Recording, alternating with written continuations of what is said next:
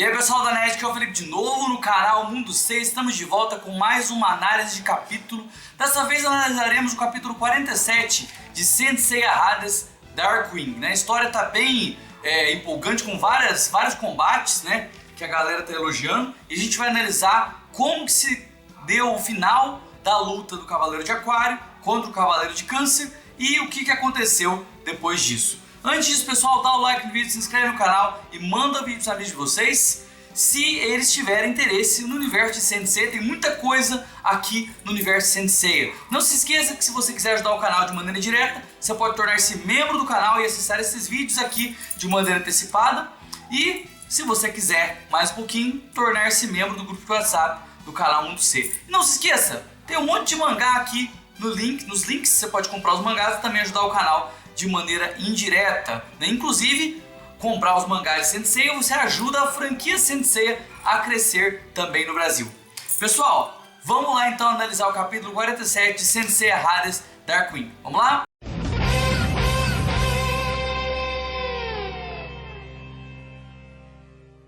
Então, gente, nós estamos aí no final da luta do Tristan de Aquário, né, contra o Crematório de Câncer. Vamos lembrar que o Crematório estava do lado do Demiurgo, ou seja, do lado de você tirar a missão de Athena da Catleia, né? E o Tristan, né, não está desse lado, ele quer proteger, né, a Athena, né? E nesse momento, gente, o Tristan ele consegue congelar a Casa de Câncer, que está em outra dimensão. Vamos lembrar que o Crematório conseguiu invocar o poder do Câncer de outra dimensão, que era o Máscara da Morte, né? Só que aí quando o Tristan congela, quando ele usa o poder máximo dele, ele consegue congelar a Casa de Câncer em outra dimensão, né? Bom, tem até uma cena aí que o gelo quebra, né? E dá um dano no Crematório, né? E o Crematório fica impressionado, né? Porque o Cavaleiro de Aquário aparentemente é muito estrategista. Eu diria que esse Cavaleiro de Aquário aqui é o melhor Cavaleiro de Aquário depois do Camus, viu, gente? Porque os outros Cavaleiros de Aquário da franquia não são muito interessantes, né? O Camus ele é interessante por conta do Yoga, mas se você copia o Camus sem o Yoga, fica meio vazio, né? E o autor de Darkwing conseguiu fazer o Cavaleiro de Aquário com uma característica própria, sem perder a essência da questão do gelo, né? E ficou bem legal, né? Bom, o Crematório ele pergunta se o Tristan tem um plano para enfrentar cada Cavaleiro de Ouro. E ele diz que sim, né? Bom, tem uma parte que até ficou engraçada, né? Porque ele jogou o Crematório pra merda aqui, né? Ele falou que se ele enfrentasse o Cavaleiro de Câncer da outra dimensão, que parecia ser muito forte, seria uma guerra de 1000 dias, né? Então, basicamente, é como se o Crematório fosse inferior ao Máscara da Morte, de acordo com as palavras do Tristan de Aquário, né? Essa parte dos dois vai terminar com o Crematório prometendo contar tudo sobre o Demiurgo, né?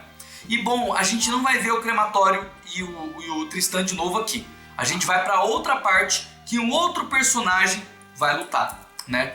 Lembra do Matsuri, né, que estava junto lá com o Grande Mestre, junto com Peixes e Câncer, né, para tirar, né, Athena, tirar a Catleia da missão de Athena? Bom, o Matsuri é o Garuda, ele tem o poder, né, da estrela de Garuda, né, da Sáporis de Garuda. E ele está enfrentando agora o Range de Virgem, né, o Range de Virgem, você pode ver a aparência do Range de Virgem aí, né, ele usa uma venda nos olhos aí, né, então similar ao que o Shaka faz e ao que o Asmita faz lá no Lost Canvas também, com aquela questão dos olhos, né? Ele também acumula o cosmo dessa mesma maneira, né?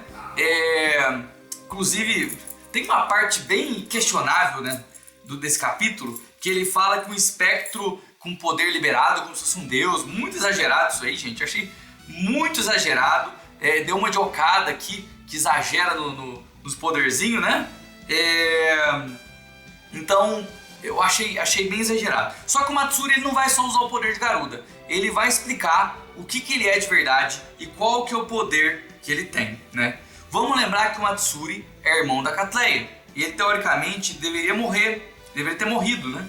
E ele explica que quando ele morreu, ele encontrou, né, o Demiurgo, ele encontrou um ser, né, ele fala que é um ser. Ele encontrou um ser e esse ser contou para ele sobre os outros universos, né? Ele viu outros universos. E aí você tem dois universos aí. O universo clássico, que já tinha sido mostrado uma vez antes, né? Você tem a imagem dos Cavaleiros de Bronze, já tinha sido reverenciado. Nós temos aí o Máscara da Morte de outro universo. Nós temos o Aiolos, que veio de outro universo, lá no começo do mangá. E agora também referenciado o universo de The Lost Canvas. Então The Lost Canvas aí marcando presença em Hades Darkwing. Acredito que mais uma vez, porque eu sou da teoria de que aquele Minos que apareceu lá era o Minos de The Lost Canvas, tá? E aí ele explica, né, que Athena já viveu várias encarnações e ela sempre está destinada a lutar e sacrificar pela Terra em todos os universos, em todas as encarnações dela, né? E o Demiurgo, né, e o Moros, né, eles são contra isso, né? Então eles acham que a Athena não deve mais proteger a Terra, que ela tem que ficar livre dessa missão, né? Ela tem que ficar totalmente livre dessa missão, né? E aí o Matsuri, ele recebe um poder a mais. Entrega um livro para ele, né? Um livro para ele, e ele se torna um ser especial ali, com um poder especial dado pelo Moros, né? A missão deles, eles se tornam o Gênio Universal, né? Gênio Universal, que é uma, vamos dizer assim, eu entendi como se fosse o Messias do Moros e do Demiurgo, né? E eles querem criar um mundo sem esses deuses, sem Athena, sem Hades, sem os deuses do Olimpo, sem Poseidon, sem nada disso. Esse é o mundo que esses vilões, né, querem criar. Eles querem acabar com Athena e acabar com Hades. Eu quero saber qual que é o plano deles quando eles tirarem a Athena da missão dela e tiver que enfrentar Hades e Poseidon. Aí eu quero saber qual que é o plano deles, que por enquanto não está fazendo muito sentido, né? Como que esses personagens aí vão enfrentar Hades e Poseidon se a Athena não existir mais, né? Escrevam aí nos comentários o que vocês acham desse capítulo. Por enquanto é só, já tem o capítulo 48, né? Assim que eu pegar a tradução, eu vou fazer a análise dele também. E a gente vai para mais uma luta, né? Agora, Garuda versus Virgem. A luta não foi tão longe, tem alguns detalhes da luta só. E a luta deve prosseguir, né, nos próximos capítulos. Pessoal, muito obrigado, até mais, tchau.